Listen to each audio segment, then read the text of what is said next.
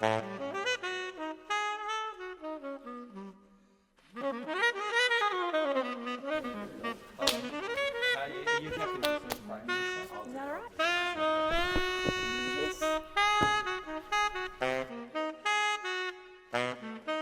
you never really thought, maybe this is a chainsaw job? You'd be pretty hard to get me to think that anyway. How do you feel about the project? Well, at first I was quite afraid by the prospect of it. I grew up on a sheep station in far west New South Wales, so I'm a desert baby, born in the desert. My brother's a fourth generation sheep farmer out there, so I haven't been engaged with the water heavily in my family history, but I knew that Sam's family was. So Sam was a keen rower as a young guy, and his dad was a rowing coach, and I knew his dad was really into sailing as well. But as Sam said, the sailing boat fell out of the family at some point and was talked about a lot. So the idea of spending some of my time on this earth on the water and not in the middle of Australia was exciting to me. And also just working, we both work in finance, and we've had a good time doing that in the last 20 years, but it's been a lot of hard work in a concrete jungle in an office, and we were starting to think about what the point of all that was. And so even though this is a massive project to undertake, we can actually afford to do it, which is exciting. And it just seemed like the right time. Well, it's obviously that family ownership. My grandfather owned it. Dad used to talk about it a lot, even though I hadn't seen it. So it was one of those things, as I said, it was always that background. I had photos of it when Dad used to sail. Did you know your grandfather? Yeah. So you remember him talking about it? Yeah, he used to talk about it a fair bit, but Dad certainly used to talk about it a lot, as in where, not so much where is it, but what he used to do. Did your grandfather sell it or your father sell it? No, my grandfather sold it. So your father was never the owner, he was the son of the owner? Yeah, that's right. Okay. Yeah, but he used to love it and always used to wonder where it was. I think he harboured a secret desire to buy it back at some point. Right. And your grandfather sailed it and raced it in South Australia? He never raced it. He used it for a cruising vessel. So while it raced a lot in its history up until the 40s and 50s, right. I don't think my grandfather ever raced it.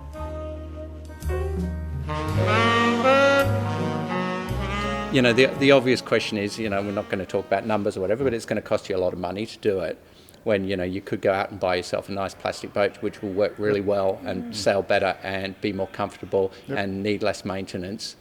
How do you sort of justify that decision about that? Yeah, it's a really good question. I think we all know we make decisions emotionally, so it's one of those things where you end up with a beautiful object at the end of it. It's a lovely piece of art as much as a beautiful sort of construction, if you like.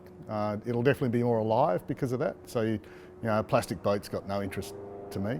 I've been on a few of those, and they're just not quite the same. And you can't look at it. You don't get to spend time on it as much. Even sanding back and revarnishing, I imagine, is a little less romantic in a plastic boat. So there's all those sorts of things. Definitely the fact that it does have a 108-year history, I think, and you're not going to get that with any other vessel. It's got a family connection, of course, but it's also got a proper connection with, it's not a big boat, but it does have a proper connection with, South Australia's history and a really important original family that owned it, and some interesting people as well. So part of the vision is, at some point to get it back to SA, and hopefully, a few people take an interest there as well. So I think that'd be a nice thing to do as much as anything else. I do like history, so I'm a bit of a nerd in that way, which is good. I still haven't got the exact dates, but they sold it pretty much as I was born in about 1970, 71. So we know who it went to. It changed owners a couple of times, but it just literally dropped out of history for, Dad never saw it again. It was the kind of vessel you'd see you would imagine you would see in the yacht squadron pool or somewhere like that.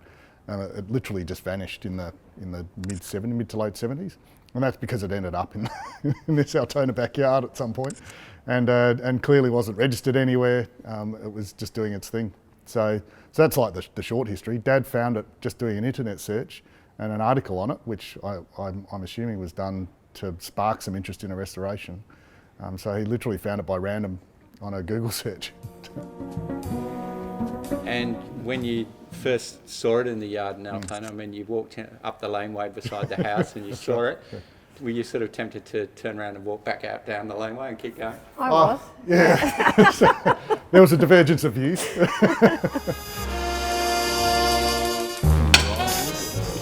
Naturally seasoned wood, the cell structure becomes a lot more locked into place. So, you know, green tree flows with the breeze when it's up in the air. If it was a dry tree, snap, snap, snap. Right, so it's less brittle because of it. So you steam it while it's still green and bang it into place, and then it almost sort of dries in place. Yep. Yeah, right.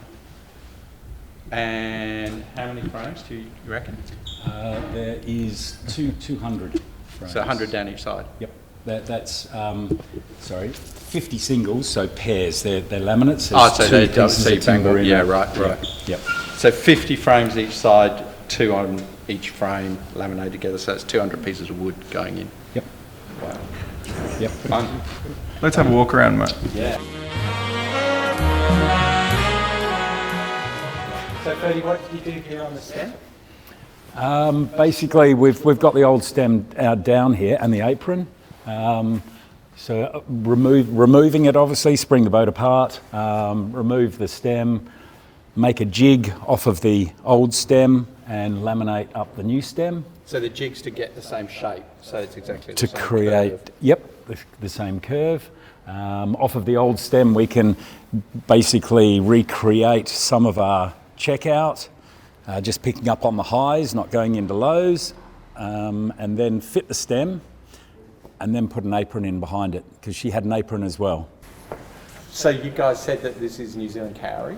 Yep, the And planking. you reckon that, so what was it, 1912? 1912 it was built. 1912, so, and they stopped bringing them in the 20s?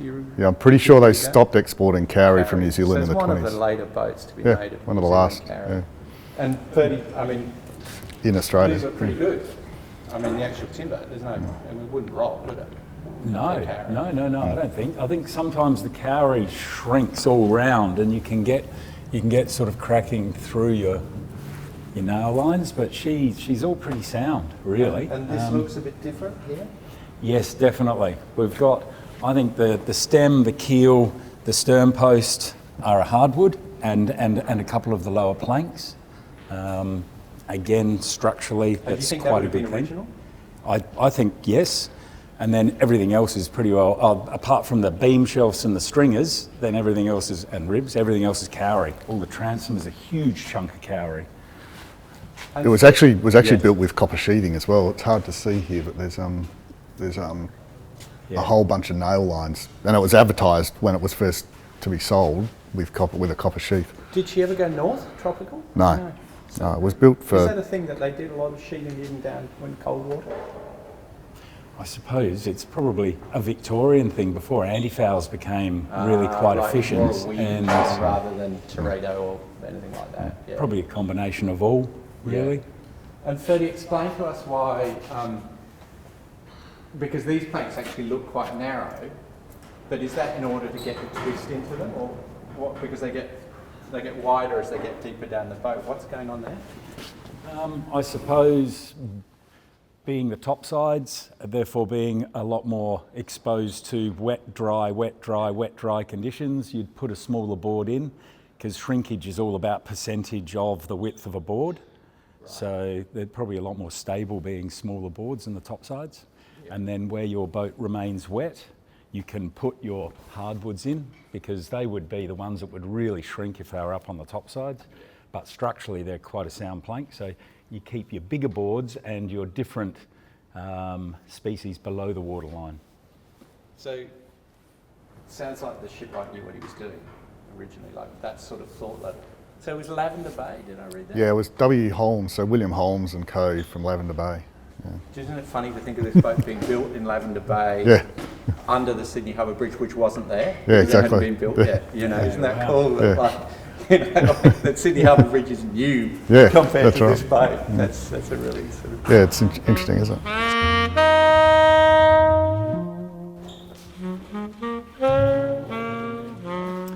So pretty much our idea was to, after we levelled the boat up and got the boat back into its shape, Yeah. we took the garboard planks out so we could access every rib end down the bottom in the keel. We replaced our stem and apron, and then we've come back and we've replaced these two fashion pieces that join into the transom. And we've done that, well, we've repaired those pieces. We didn't have to replace them. They're big chunks of cowrie. I mean, like massive chunks of cowrie. Right. Yeah, yep. So we've repaired them so that now we have our shape at the front, shape at the back, and we've pushed all our shape out in the middle, and then we can start to put our ribs in. Right, so you've got the shape locked off, so that's all set, and then when you start, so you pull the ribs out alternately or something like that, or from one end to the other? How do you do that? And we've pulled out every third rib. Right. You'll see where our nails have been removed. Yes. Every third rib gone. Internally, when you look, we'll see we've braced out our stringers and our beam shelves so that we can slide our planking between our hull and our stringers and our beam shelves, every third one, and therefore keep the shape as much as possible.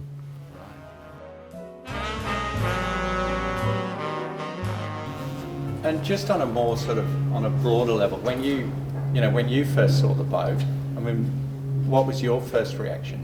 Obviously, as a shipwright, you see things that other people don't, but, were you thinking, gee, this is a borderline case, or were you thinking, no, we can do this? And what was your first reaction? Pretty much, you're seeing her now as we saw her in the back garden, really. Just a bit tidier.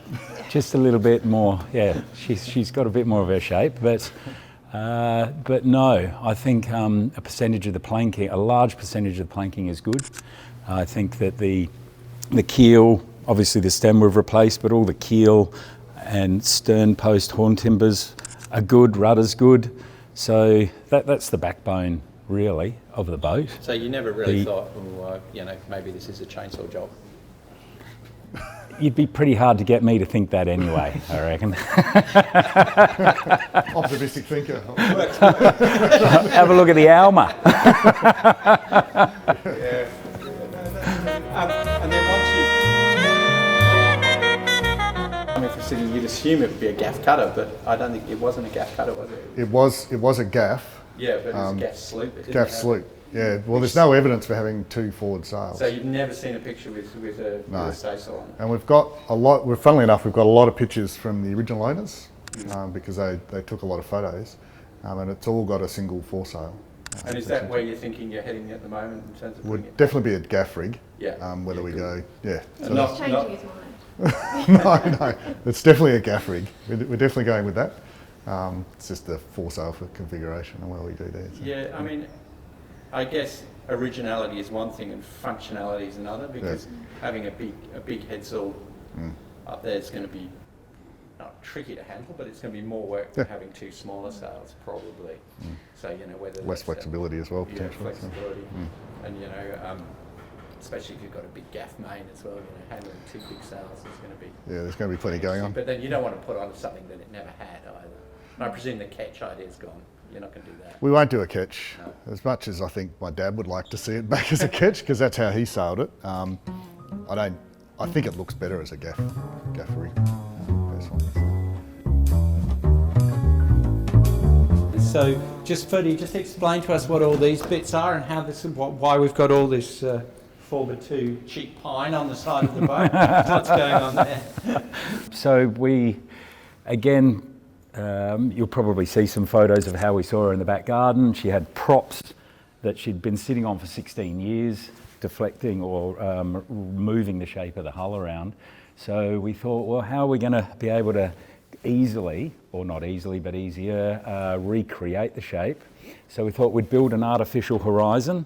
So therefore, this whole framework floated around the boat originally. These cross beams are set up to the horizon. Now that enabled us to jack externally to put get the twist out of her and recreate our shear and our level topsides, if you like. We then locked them down to the keelson. You'll see that they're chained and strapped down to the keelson to lock them down to the ground.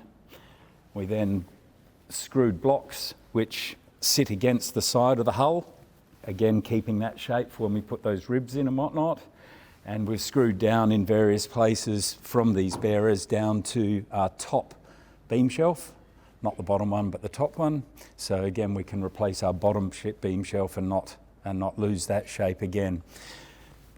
These bearers have then allowed us to come inside, and as I was saying before, those props that she sat on down the hull really sort of deflected that shape. It allowed us to spear posts down through, or bits of wood down through, and push the hull out and then lock them off to the cross beams to hold that shape in.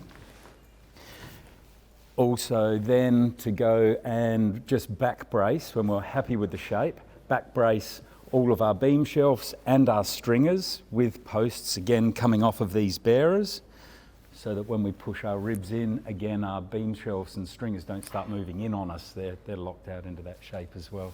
And I presume obviously you haven't got any plans for the boat, have you? There's no existing drawings of it? Not that I'm aware of. So when no. you say that when you're happy with the shape, you're doing that by eye visually. You're standing back and looking at it and going, that feels a fair curve, and that feels like it's got a bit of a indent or something, and you're pushing that out and just doing that really by visually looking at it. Visually looking at it. She is still quite well tied together with deck beams. Yeah. And her beam shelves and her stringers are not that badly rotten that she was literally a hanging mess. Mm. She was together, but there were lumps and bumps in her. Yeah.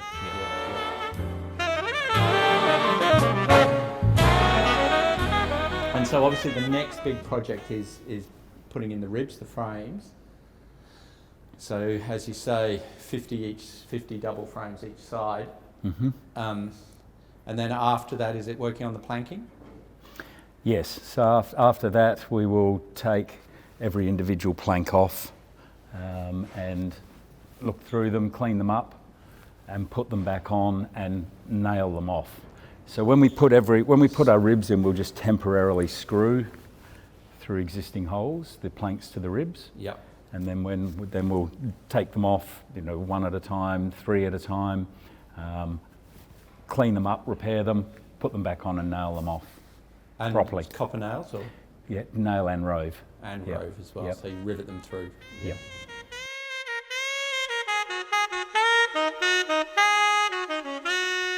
How much do you reckon she'll weigh?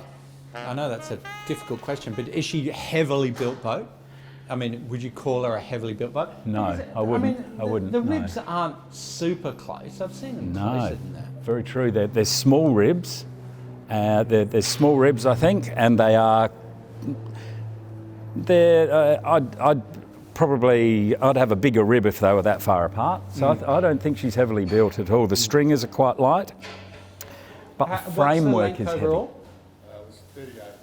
38 on deck, No, including the bowsprit. including the bowsprit. Pretty sure. We haven't Gee, actually. she looks 38. bigger than that. It does look bigger than I can't remember what the crane driver said when he was lifting it. that. 7.5. 7.5. It Yeah. used to be. When it was built, it was 12.5. Okay. That'd be imperial. So 7.5 tonnes as it is, then you put a whole lot of stuff in it and a mast and get it wet and soak up some water. It's going to be a 12-tonne boat. Should be a 12-ton boat. Yep. Yep. Which I suppose is not bad Yeah, for it's what her Ferrens length and is, yeah, size, really. yeah, Yeah. yeah. Okay.